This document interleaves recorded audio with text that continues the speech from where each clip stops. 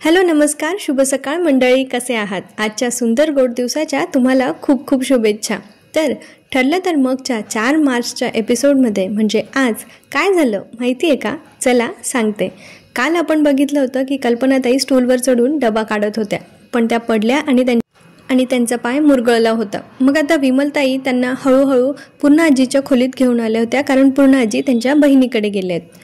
विमलताई इथे कल्पनाताईंना म्हणत असता, काय हो वहिनी, कशा पडल्या तुम्ही?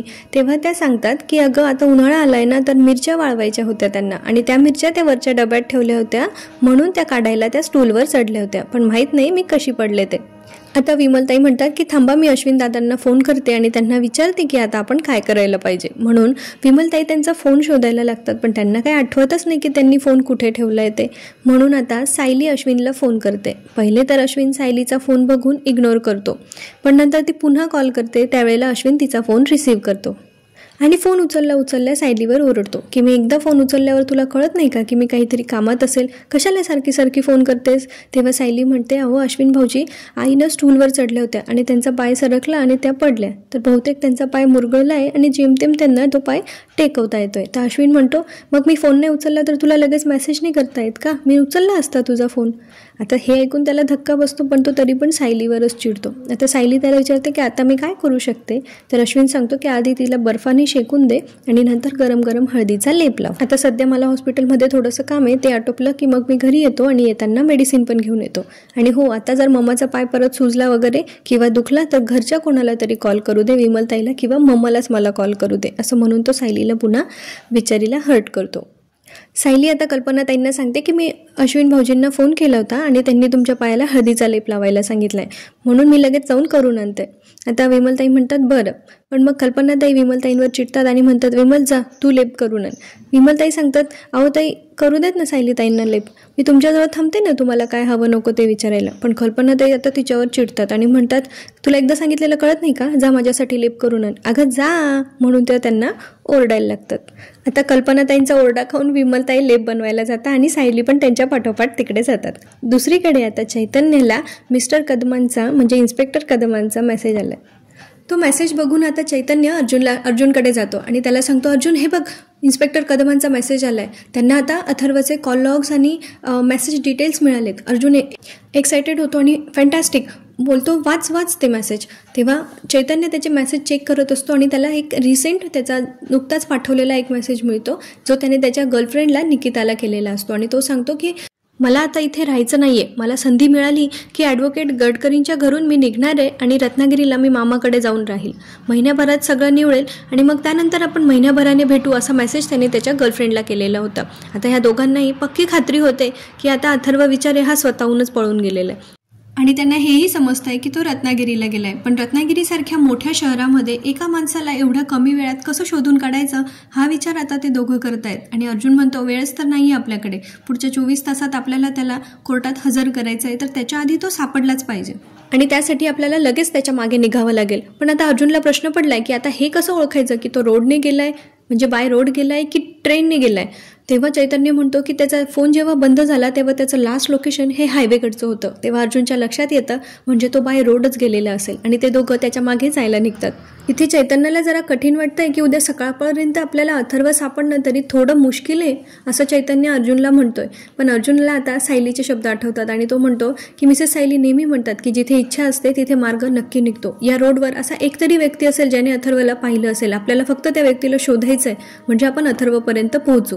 आणि आता ते दोघं एकमेकांना सोबत घेऊन अथर्वच्या मागावर निघतात.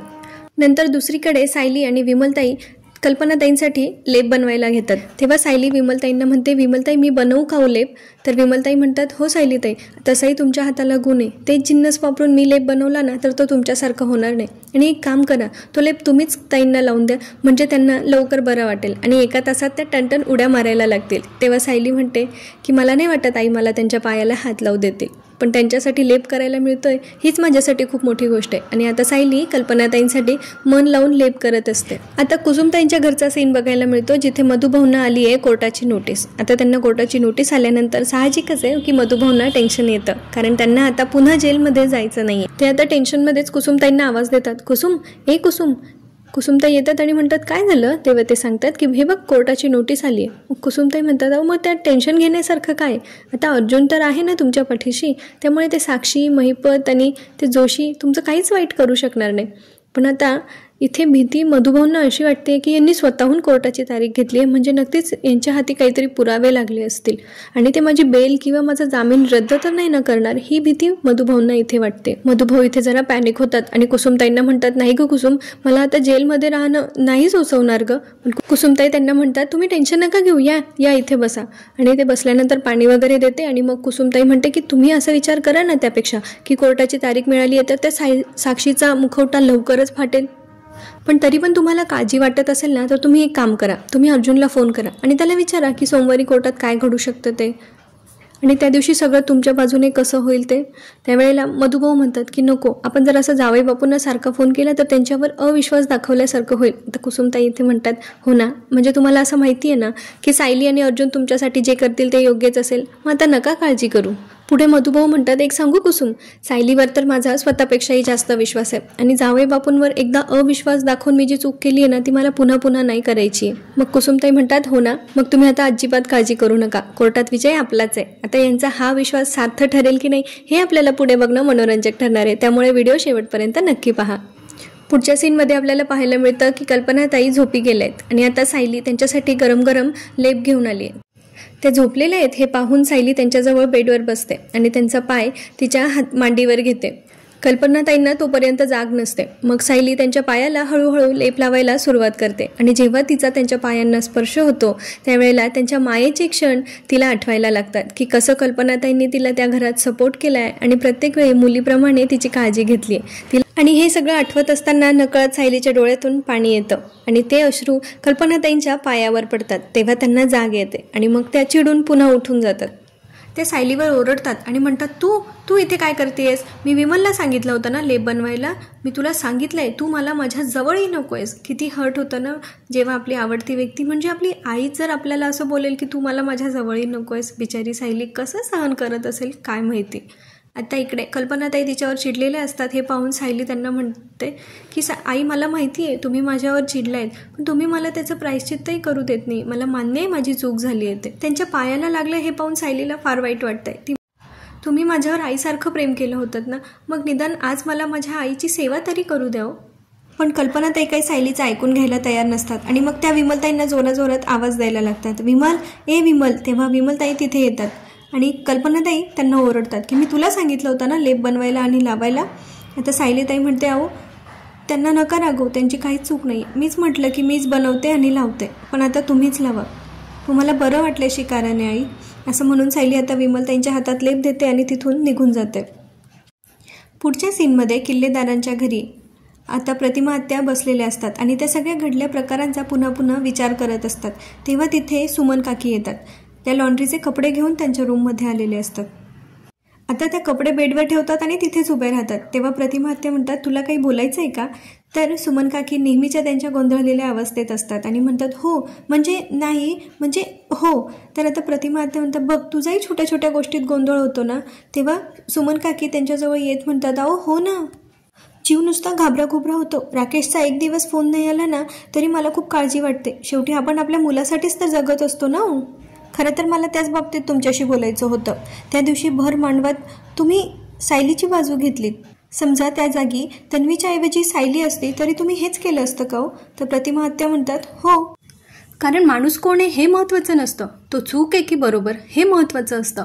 त्यावर सुमन काकी म्हणतात पण शेवटी आपलं माणूस ते आपलं माणूस असतं ना, आपण त्याला हवं तेच करायला हवं. तर प्रतिमा आत्या म्हणतात मग तो चुकीचा असला तरी पण, म्हणजे समज तुझं कोणीतरी खूप जवळचं उदाहरण घे नागराज भाऊजी, ते तुझ्याशी चुकीचं वागताय, ते तुझ्यावर जे प्रेम दाखवताय ते खरं तर वरवरचं आहे. वरवर नागराज भाऊजी जे प्रेम दाखवताय ते खरं तर त्यांचा स्वार्थ आहे. ते रविराजला सुद्धा फसवतायत, स्वतःच्या भावाच्या प्रॉपर्टीवर त्यांचा डोळा आहे. एखाद्याने शत्रूशी सुद्धा वागू नये असं वागताय नागराज भाऊजी आपल्याशी. आणि हे सगळं प्रतिमा आत्या बोलत असताना तिथे नागराज येतात आणि त्यांना असं धक्का बसतो ना ते ऐकून. त्यांना असं वाटतं या प्रतिमाची मेमरी परत आली की काय आणि हिला सगळं आठवायला लागलं की काय.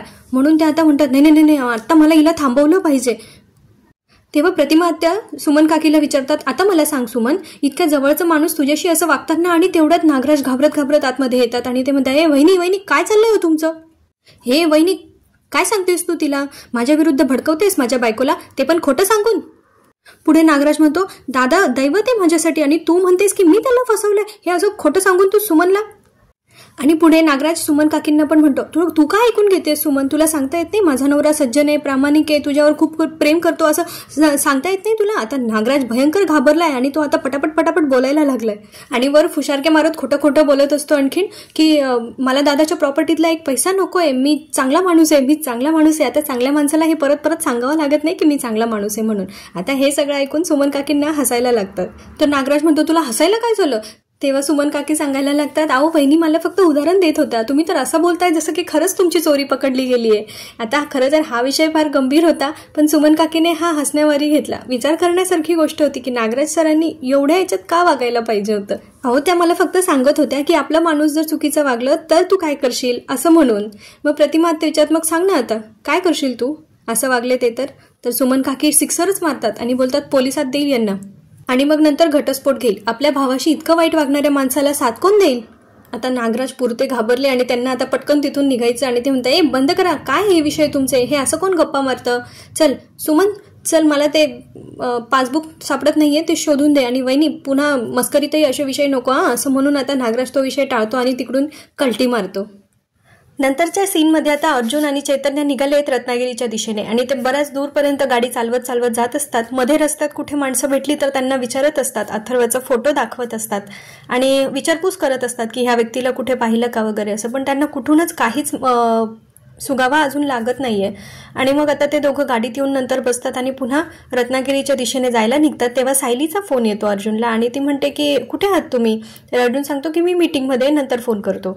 सायली म्हणते तुम्ही तर बाहेर होतात ना, मग मीटिंग कसली? तर अर्जुन सांगतो की ऑनलाईन मीटिंग आहे आणि मी नंतर करतो तुम्हाला फोन, आता सध्या बिझी आहे. सायली फक्त विचारते की मग एवढंच सांगा फक्त की सगळं काही ठीक आहे ना, अथर्वने सगळं काही सांगितलं ना.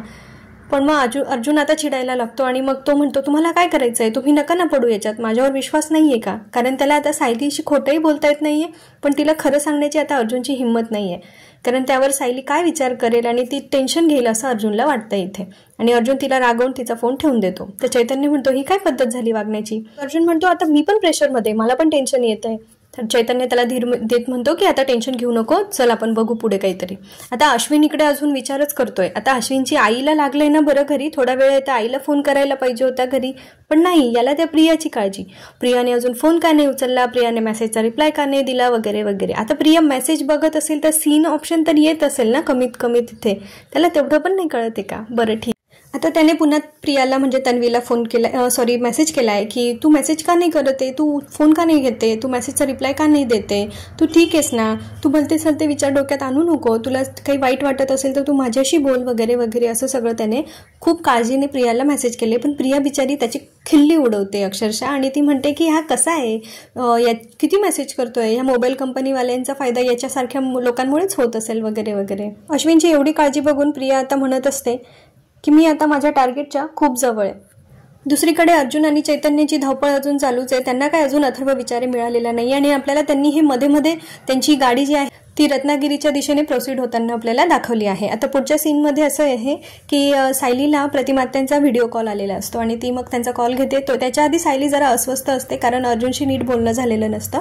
नंतर प्रतिमात्या तिला कॉल करतात आणि ती म्हणते, मग प्रतिमात्या तुम्ही कसा काय कॉल केला, सगळं ठीक आहे ना? तेव्हा प्रतिमात्या म्हणतात, हो मी ठीक आहे, पण मला सहज वाटलं की तुला फोन करूया आणि तुझ्याशी बोलूया. तेव्हा सायली म्हणते, प्रतिमात्या मला खरंच कोणाशी तरी बोलावं असं वाटत होतं, आधी मी आईशी बोलायचे, पण मग प्रतिमात्या म्हणतात, पण आता सध्या कल्पना तुझं काही ऐकून घेत नाही ना, आता काय झालंय?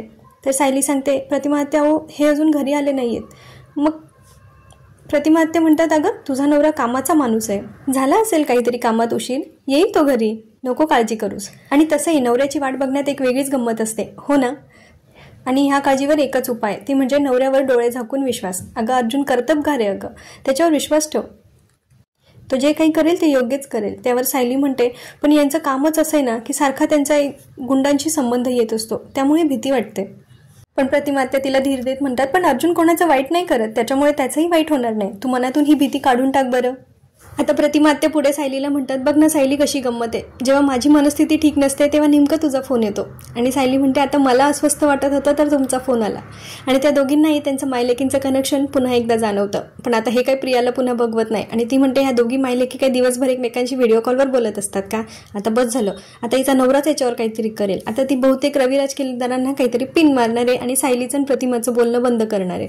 आता दुसरीकडे अजूनही अश्विनला प्रियाचीच काळजी वाटते. त्याआधी त्याने एकदा विमलताईंना फोन केलाय की मम्माचा पाय कसा आहे, बरं आहे ना, आणि मम्माला काही लागलं नको पाहिजे असेल तर ते तुम्हीच बघा, दुसऱ्या कोणाला ते सांगू नका, म्हणजे सायलीला सांगू नका, असं त्याचा टोमणा होता. आणि त्याने म्हटलं, ठीक आहे, काही लागलं तर मला फोन करा, मी येतोय थोड्या वेळाने. तेवढ्यात त्याने परत प्रियाला फोन केलाय. आता प्रियाने परत त्याचा फोन उचललेला नाहीये आणि मग अश्विनला अजून तिची काळजी वाटायला लागली. आणि मग तो ही फोन का नाही उचलत आहे, तिने तिच्या जीवाचं काही भरं वाईट केलं नसेल ना, तसं झालं असतं तर याला फोन येऊन गेला असता ना आतापर्यंत. पण नाही, अश्विन आता प्रेमवेडा होणार आहे कदाचित. आणि तो तिथून आता म्हणतो की आता मला घरी जाऊन बघितलं पाहिजे, म्हणून तो आता प्रियाकडे जायला निघालाय. सायली अजून पण अस्वस्थ आहे, तिला अर्जुनची भयंकर काळजी वाटते आणि म्हणून तिने आता चैतन्याला फोन केलाय. तर ती चैतन्याला म्हणते की चैतन्य भाऊजी, अहो मला अस्वस्थ वाटतंय, मला चैन पडत नाहीये, म्हणून मी तुम्हाला फोन केला, काय झालंय तिथे नक्की? चैतन्य तिला थाप मारत असतो की हो इथे सगळं ठीक आहे. पण तेवढ्यात अर्जुनचं लक्ष जातं की पुढे एक गाडी उभी आहे आणि अथर्वसारखा दिसणारा माणूस त्या गाडीतून उतरलाय. तर अर्जुन म्हणतो, तो बघ अथर्व विचारे. तेव्हा सायलीला कळतं तिकडे की अथर्व विचारेचं काहीतरी मॅटर झालंय. नंतर त्यांना कळतं की गाडीजवळ असलेली ती व्यक्ती काय अथर्व विचारे नव्हते. मग ते पुन्हा त्यांच्या गाडीकडे यायला निघतात आणि पुन्हा रत्नागिरीच्या साईडने जायला निघतात. त्यावेळी आता सायली चैतन्याला विचारते की नेमकं काय झालंय, मला सांगा ना. मग चैतन्य सांगतो की जे घडलंय की अथर्व विचारे गायब झालाय वगैरे असं. मग सायली म्हणते की मी येऊ का तिकडे, मी पण येते तुमच्यासोबत. तर चैतन्य म्हणतो की आम्ही बऱ्यापैकी लांब येऊन गेलोय आणि तू आली तर परत मग वेळ जाईल, त्यापेक्षा नाही, आम्ही जातो आणि कळवतो, काहीतरी सापडेल, तू काळजी नको करू, असं तो आश्वासित करतो. आणि पुन्हा असंच विचारांमध्ये आजचा एपिसोड संपतो. आता अथर्व विचारेच्या गायब होण्यामागे, सापडण्यामागे यांनी 3-4 एपिसोड घालवलेत. आता पुढे किती एपिसोड नंतर सापडतो हे बघणं मनोरंजक ठरणार आहे. तर आजचा भाग संपला इकडे. आणि मग आता पुढच्या एपिसोडमध्ये आपल्याला बघायला मिळतं की सायली दारात उभी राहून अर्जुनची वाट बघत असते. तर प्रतापराव तिला विचारतात की अर्जुन आला नाही का अजून? तर सायली म्हणते, नाही यांचा फोन पण बंद येतोय. मग कल्पना म्हणते, म्हणजे अर्जुन आला नाही अजून, कुठे गेलाय तो? प्रकारे धमकी दिल्यासारखं सायलीला विचारताय, सांग ना कुठे गेलाय अर्जुन. पण आता सायलीकडे काहीच उत्तर नाहीये. ती त्यांना सांगेल की नाही हे बघणं पण तेवढंच इंटरेस्टिंग असणार आहे. आणि पुढच्या भागात अजून आपल्याला दाखवलंय की अथर्व विचारे फायनली सापडलाय आणि अर्जुन त्याला आता चांगला झापून काढतोय की तुझ्यामुळे एखाद्या निर्दोष माणसाची सुटका होऊ शकते, ही गोष्ट कळत नाहीये का तुला?